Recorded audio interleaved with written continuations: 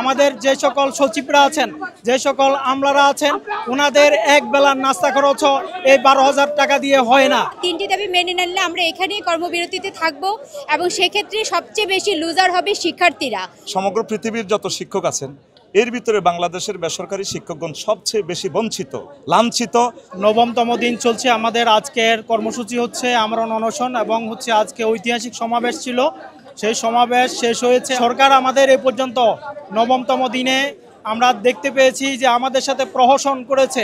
প্রথম অবস্থায় এই দাবি দেওয়ার ভিত্তিতে আমাদেরকে 500 টাকা, এটা ভিক্ষাবৃত্তি আমরা বলতে পারি, স্পষ্ট করে যে শিক্ষক সমাজের পক্ষ থেকে একটা ভিক্ষাবৃত্তি করেছে সরকার, আমাদেরকে 500 টাকা বাড়িয়েছে। পরবর্তীতে এরপরে 5% বাড়ি ভাড়া বাড়িয়েছে, যেটা ন্যূনতম 2000। এই 500 টাকা দিয়ে একজন শিক্ষক তার নিজের চিকিৎসা কি করাবে? তার পরিবার আছে, পরিজন আছে। 12,500 টাকা বেতনে শিক্ষকরা চাকরি করছেন। আমাদের যে সকল সচিবরা আছেন, যে সকল আমলারা আছেন, ওনাদের এক বেলার নাস্তা খরচ এই 12,000 টাকা দিয়ে হয় না। যারা সরকারি শিক্ষক আছেন এবং আমরা যারা বেসরকারি শিক্ষক আছি, আমাদের মাঝে বিশাল এক বৈষম্য। 20%-এর প্রজ্ঞাপন হওয়া ছাড়া এই আন্দোলন চলমান থাকবে ইনশাআল্লাহ। তিনটি দাবি মেনে নিলে আমরা এখানেই কর্মবিরতিতে থাকব এবং সেক্ষেত্রে সবচেয়ে বেশি লুজার হবে শিক্ষার্থীরা।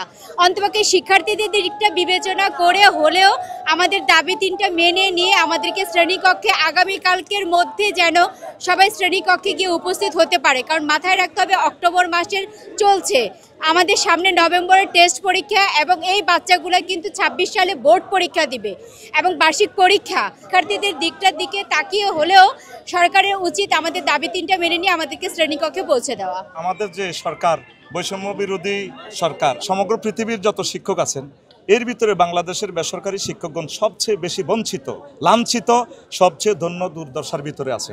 উনি যে বৈষম্যের বাজেটটা করলেন, 8 লক্ষ কোটি টাকার বাজেট থেকে মাত্র 3,000 কোটি টাকা বাজেট করলে আমাদের শিক্ষকদের 20% বাড়ি ভাতা হয়ে যায়। আমি সমকাল মিডিয়ার মাধ্যমে সাহিত্যের আকারে আমার দাবিগুলো, মেসেজগুলো গভর্নমেন্টের কাছে আমি পৌঁছে দিতে চাই। বর্তমানে আমরা পাচ্ছি মাত্র বাড়ি 1,000 টাকা। 10 বছরের যাত্রা তো কেবলই শুরু।